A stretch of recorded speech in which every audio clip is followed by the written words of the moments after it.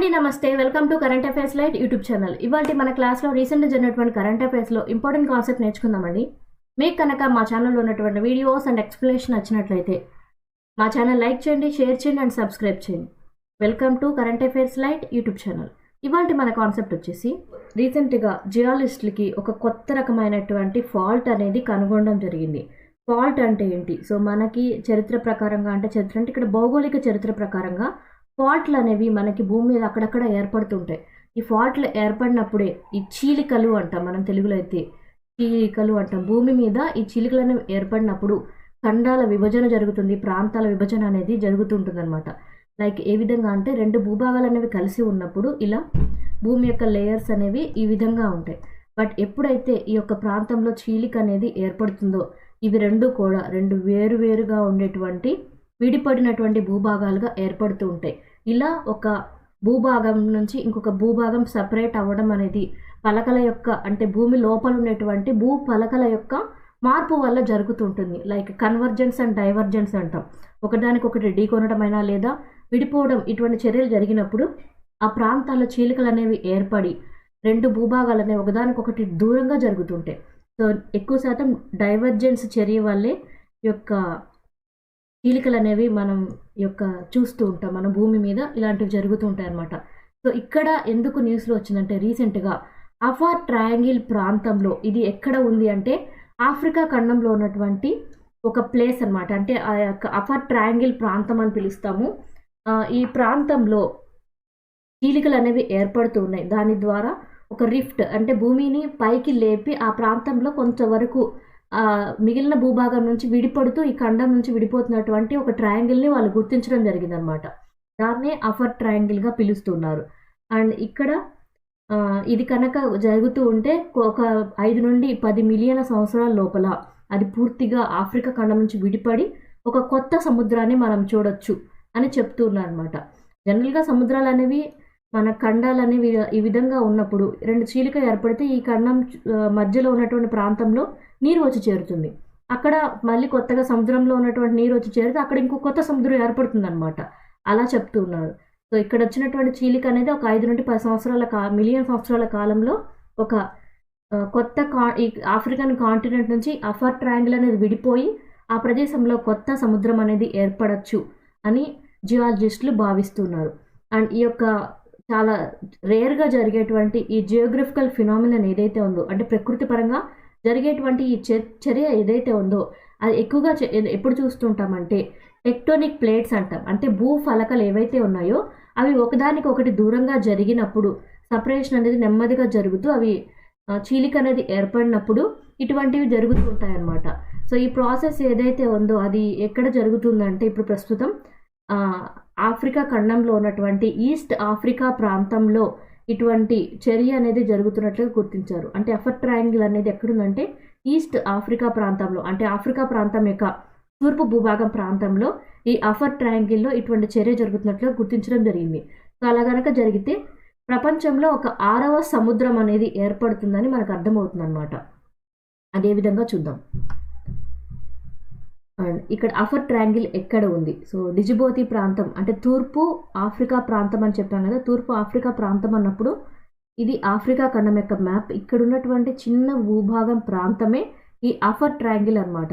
అంటే డిజిబోతి కలుపుతూ ఉండేటువంటి డిజిబోతి ప్రాంతానికి దగ్గరగా ఉండేటువంటి ఈ ట్రయాంగిల్ ప్రాంతం అనమాట. అందుకే దీన్ని అఫర్ ట్రయాంగిల్ ప్రాంతం అన్నాం. ఈ ప్రాంతం దగ్గర ఇక్కడంతా భూమికి చీలికలు అనేవి ఏర్పడడం జరిగింది. దాని ద్వారా ఫ్యూచర్లో ఈ ప్రాంతం అనేది ఆఫ్రికా ఖండం నుంచి విడిపోయి ఒక కొత్త ఐలాండ్ గాను ఆ విధంగా మారిపోతే ఈ యొక్క చీలిక ప్రాంతంలో సముద్రపు నీళ్ళను చొచ్చుకొని వచ్చి ఒక 6వ సముద్రం అనేది ఏర్పడబోతుంది అనమాట. ఇది ఎక్కడ ఉందంటే ఆఫ్రికా ఖండం యొక్క హార్న్ ఆఫ్ ఆఫ్రికా ప్రాంతానికి దగ్గరగా ఉంది. అండ్ యెమెన్, ఎరిత్రియా దీనికి పక్కన ఉన్నాయి, ఇథియోపియా అండ్ ఇక్కడ వచ్చేసి డిజిబోతి ప్రాంతం. సో ఇంకా క్లియర్ వ్యూ మ్యాప్ అనమాట. అఫర్ ట్రయాంగిల్ అని చెప్పాం కదా, అఫర్ ట్రయాంగిల్ ప్రాంతం పరంగా ఏ విధంగా ఉంది? సో అఫర్ ట్రయాంగిల్ ప్రాంతం పరంగా అంటే ఇది ఆఫ్రికా యొక్క హార్న్ ఆఫ్ ఆఫ్రికా ప్రాంతం అని పిలుస్తాం. ఇది సోమాలియా, డిజిబోతి ప్రాంతం అండ్ ఇరిత్రియా ప్రాంతం, యెమెన్ అనేది అటువైపు ఇంకొకటి. అండ్ ఇక్కడ గల్ఫ్ ఆఫ్ అడెన్ నుంచి రెడ్ సీకి వెళ్ళేటువంటి మార్గంలో ఉన్నటువంటి ప్లేసే అఫర్ ట్రయాంగిల్ అనమాట.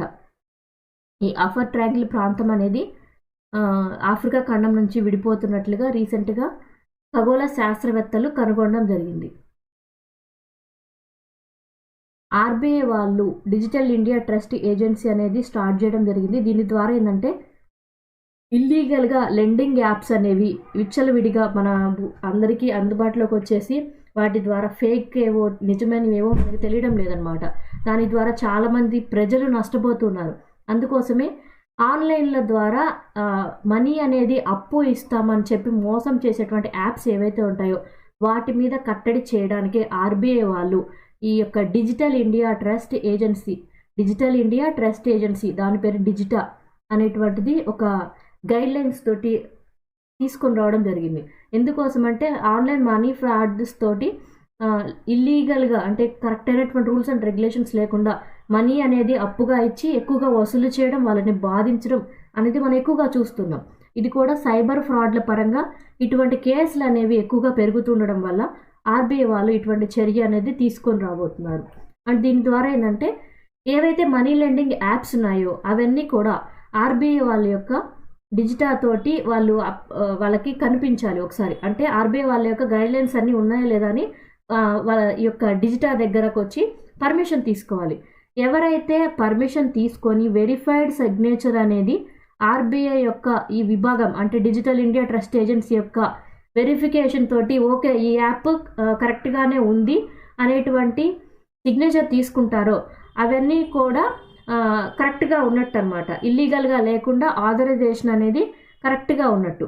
సో అవన్నీ కూడా చట్టం యొక్క అనుమతుల మేరకే ఆర్బీఐ వాళ్ళ యొక్క అనుమతుల మేరకే వర్క్ చేస్తున్నట్లుగా మనం భావించి ఆ యొక్క యాప్స్ వాడుకోవడానికి ఉపయోగపడిపోతుంది.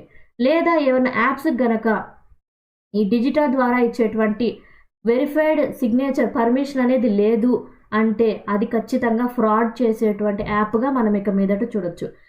ఈ సిగ్నేచర్ ఉంటేనే అది ఆర్బీఐ యొక్క గైడ్లైన్స్ ద్వారా వర్క్ చేసేటువంటి మనీ లెండింగ్ యాప్ అని మనం తెలుసుకోవచ్చు. సో ఇప్పటికే 442 డిజిటల్ లెండింగ్ యాప్స్ అనేవి ఆర్బీఐ వాళ్ళకి తమ యొక్క లిస్ట్ అనేది షేర్ చేయడం జరిగింది. ఈ యొక్క ఆర్బీఐ ద్వారా వీటన్నిటికీ పర్మిషన్ ఇవ్వడం అనేది జరుగుతుందన్నమాట. అంటే మార్కెట్ అనేది ఖచ్చితంగా చేసుకోవచ్చు మనీ లెండింగ్ ఆపరేషన్స్ అనేవి, బట్ ఇల్లీగల్గా జరగకూడదని ఐటీ మినిస్ట్రీ వాళ్ళు ఈ యొక్క డేటా ఏదైతే ఉందో దాన్ని కరెక్ట్గా జరిగే విధంగా ఈ డిజిటల్ అనే దానితోటి వాళ్ళు చెక్ చేయడం జరుగుతుంది, ఎక్కడ కూడా ఫ్రాడ్ అనేది జరగకుండా ఉండడం కోసం.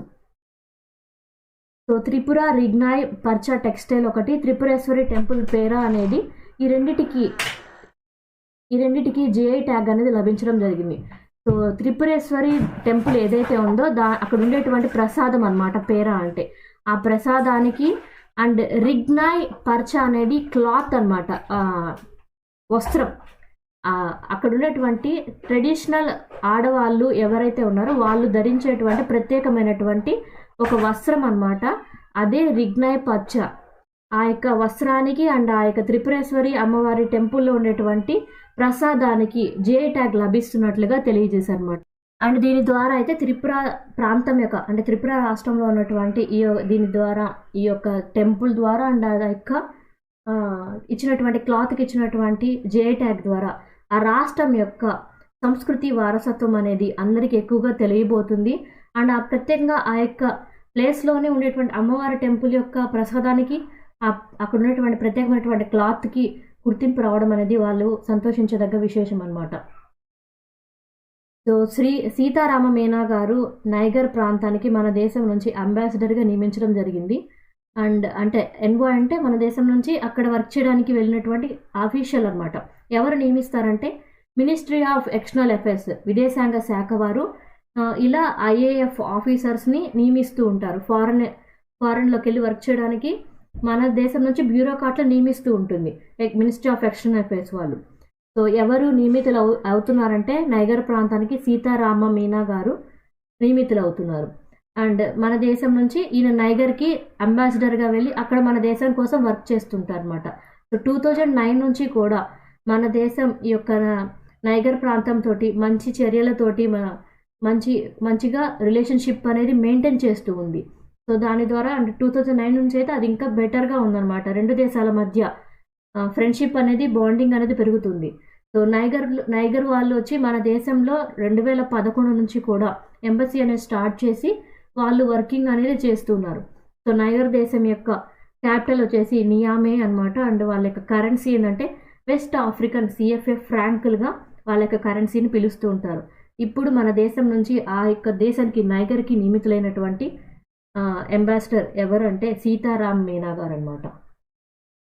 Thanks for watching my video. మీకు కనుక నా వీడియో అండ్ ఎక్స్ప్లెనేషన్ నచ్చినట్లయితే నా వీడియోస్ లైక్ చేయండి, షేర్ చేయండి అండ్ సబ్స్క్రైబ్ చేయండి.